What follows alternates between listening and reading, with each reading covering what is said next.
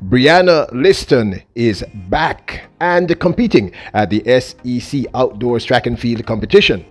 Plus, we give you highlights from day one of the SEC Outdoors Track and Field competition. Welcome back to the channel, people. Welcome back to the channel. If this is your first time here, thank you for making it Peter Lloyd World. Go ahead, please hit the subscribe button so we can continue to grow. When you do that, hit the notification bell so you know when the next video drops. We drop a video at least once a day here on Peter Lloyd World. Also, if you enjoy the content, please hit the like button. And finally, leave your thoughts after this sports analysis where we take a look at and we break down the races. So, when you're ready?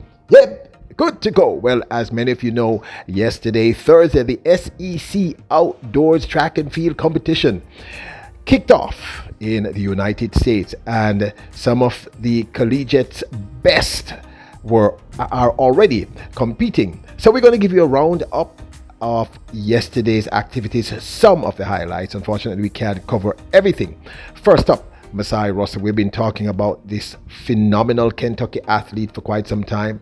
We've been talking about looking forward to her clash against the remarkable Akira Nugent.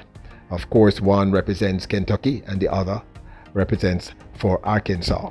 Now, yesterday, it was Masai Russell in the women's 400-meter hurdles who went through to the finals and shone in her heat. Masai Russell enters the finals with the third fastest qualifying time, a time of 56.32, behind Vanessa Watson of Florida, who ran 55.64 to take that second fastest spot, and Britton Wilson of Arkansas with the fastest 53.76. Now, Jamaica's Gariel White, who competes for LSU, also competed in the women's 400-meter hurdles. She came in with a 13th fastest time of 58.01, but did not make it through to the final. Best. Boy, when you're a good 100-meter, 110-meter hurdler, you also can navigate the hurdles when you're a little bit more fatigued as well. You see Masai Russell do that very well, and she did a good job of alternating. Her dominant lead leg throughout the race was a right leg, and there you saw her switch to a left, a little bit janky sometimes. I don't know if I could have ever done it, but athletes who run the 400-meter hurdles have to be able to do it, and she was able to. Looking forward to see Russell versus Britton Wilson in that 400-meter hurdles finals. Now, in the women's 200 meters, it was Karima Davis of Kentucky Track who also scored a strong qualifying time to get through to the finals in the women's 200 meters. She qualified with a time of 22.92 in a plus 0.4 win. So there it is. It's Davis holding off Flannel at the tape. She will get the automatic qualifier, 22.92 on. Solid run there for Kentucky's Karima Davis.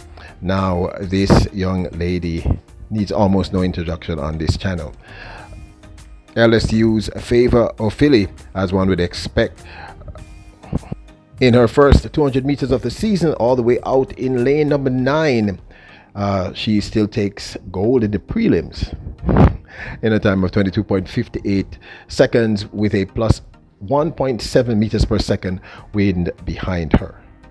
The LSU's star 200-meter sprinter Ophelia enters the finals with the fastest qualifying time, a time of 22.58, as we just said, ahead of Jacobs Sears of Tennessee, who ran 22.65 to take that to have the second fastest time, ahead of Mackenzie Long with the third fastest time of 22.88. That's 22.82. Talitha Diggs was also in this one. She came 8th, qualified for the finals with a time of 22.688. Here comes Diggs late in the race, but it's going to be Ophelia on the outside holding them off and recording the best time in the heats today.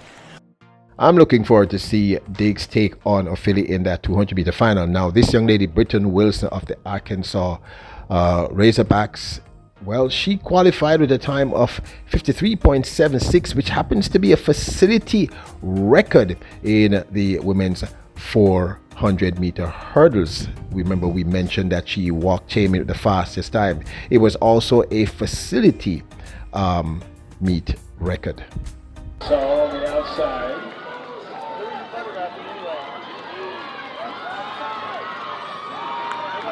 Wilson, Arkansas. Madison, Langley, Arkansas. Taylor Robinson, Hubbard, Tennessee.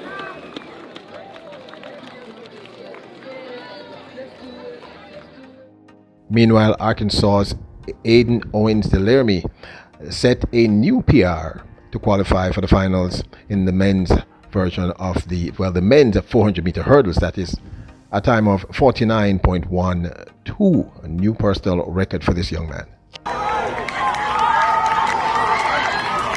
Dean Griffith of Tennessee. Aiden Owens-Delermy of Arkansas. This women's 400-meter hurdles finals is going to be fire, people. Now for the reason you clicked on the video. Yes, she's back. She's back. She's back. She raced yesterday. Yep. Brianna Lyston is back. Whew. Boy, I haven't seen her run for a minute, so I'm just happy to see her run. I don't know about you, but I'm a huge fan, so I'm just happy to see this young lady who now represents LSU, formerly, as you know, of Hydel High, the reigning world under 20 200-meter champion from 2022. Yeah, she raced. So Brianna Lyston competed yesterday for LSU, who she now represents, and ended up with the 11th fastest time in the women's 200 meters prelims.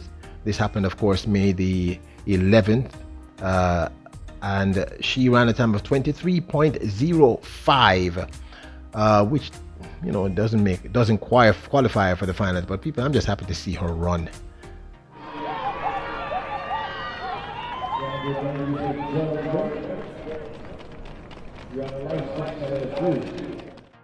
Here's another angle of Brianna Lyston's 200-meter prelim race. Sears making things very, very difficult for anybody to catch her. Davis comes on. Now this, of course, is my 2 cents. The SEC Outdoors Championships 2023 are exciting so far. Yesterday was really fun to watch. We're going to be keeping you locked here, but we had to talk about the fact that Brianna Lyston finally raced. Remember, we have said we hadn't seen her for a while. Well, what I've discovered is, well, she just started a program. She's a junior. There are senior athletes there who are, you know, who would be more suited to represent for LSU at this point. People like Favor of Philly, that you are fully aware of, and others. So because she's a junior, she's simply not going to race as often as others. I suspect next year we will see much more out of her. But very great to see her run that 23.05. Came 11th overall. Didn't make it through to the finals based on what I have found out.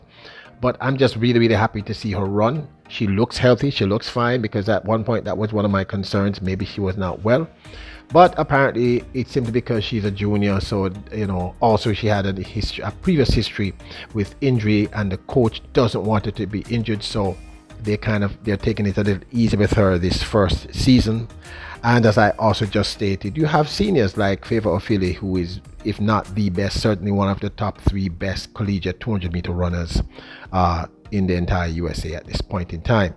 So I kind of now understand it. It sort of makes sense to me, logical. But I was just happy to see her run. I don't know if you are as excited as I am. So she's back. She's fine. I mean, I shouldn't even say she's back, because she wasn't really gone anywhere. But I should say back on track, because we had not seen her for quite some time.